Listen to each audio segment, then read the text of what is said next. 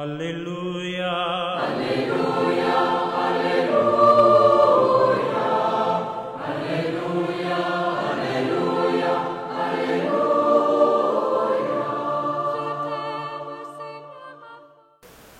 Le Seigneur soit avec vous. Évangile de Jésus-Christ selon saint Luc.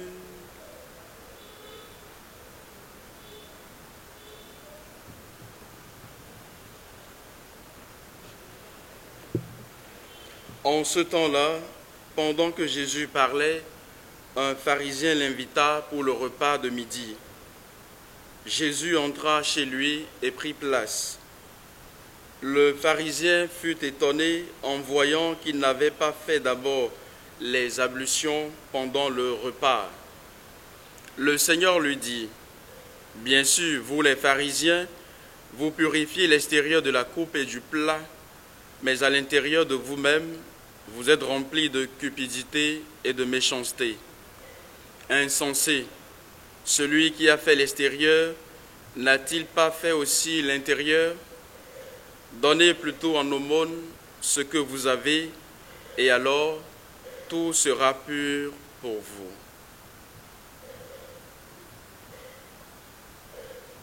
Acclamons la parole de Dieu.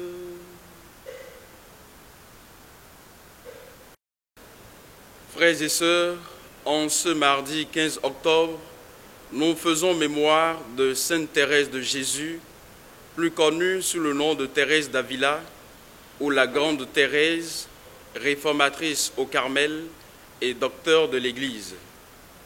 En poursuivant la méditation des textes liturgiques entamés hier, nous sommes appelés aujourd'hui à faire l'expérience de la vraie religion, celle qui descend de l'intérieur et du fond de nos cœurs.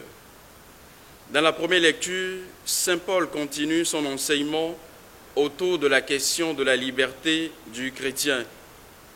Aujourd'hui, il indique quelques implications de cette liberté. Une première implication se situe au niveau des observances légales juives. Le chrétien n'est plus sous la domination de la loi juive ni de quelque autre entité et pouvoir. Il est désormais conduit par l'Esprit Saint qui lui révèle les desseins et les volontés de Dieu. Il passe ainsi sous l'état de la loi à l'état de la grâce. La circoncision comme pratique religieuse ancienne devient caduque et non obligatoire. Une seconde implication de cette liberté chrétienne réside dans le fait que dans le Christ désormais, ce qui a de la valeur, ce n'est plus tant les prescriptions et pratiques d'observance, mais bien la foi qui agit par la charité. En méditant aujourd'hui cette lettre de l'apôtre, on pourrait se demander, et nous, peuple de Dieu en Afrique et au Bénin, de quoi sommes-nous réellement affranchis en revêtant le Christ? De l'idolâtrie, des pratiques occultes, de la sorcellerie, de la magie noire, de la corruption, de la tricherie, du mensonge, de la mauvaise gouvernance, et la liste est encore longue. Chacun en son âme et conscience et dans la foi commune de l'Église devra y répondre.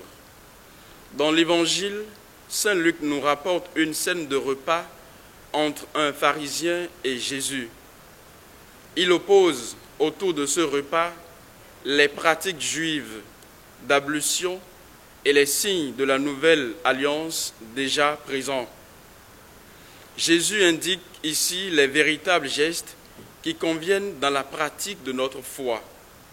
Ce n'est pas tant les multiples gestes extérieurs et ombrageux qui garantissent notre état de sainteté et de pureté, mais bien un cœur vrai et charitable. En interpellant vivement son hôte, le Seigneur donne un enseignement nouveau sur la question de la vie parfaite. Ceux d'entre nous qui veulent devenir justes, qui veulent se sauver et se justifier par eux-mêmes, rendent inutile tout ce que le Christ est venu accomplir pour eux. Frères et sœurs, en agissant de la sorte, nous combattons la grâce du Seigneur. Ce n'est pas l'observance fidèle des commandements qui est la source de sainteté, c'est l'amour gratuit et sauveur de Dieu. L'essentiel est d'être attaché au Christ, de croire que tout vient de lui. Quant aux obligations, elles ne servent à rien et il ne sert à rien d'être paré des habits de chrétiens alors qu'au fond de nous-mêmes, nous ne correspondons pas à ce que nous disons. Alors qu'au fond de nous, nous ne sommes pas convertis. Comme le dit l'évangéliste, ça, il faut l'observer sans négliger l'autre, car celui qui a fait l'extérieur a tout aussi fait l'intérieur et veut que nous le soyons.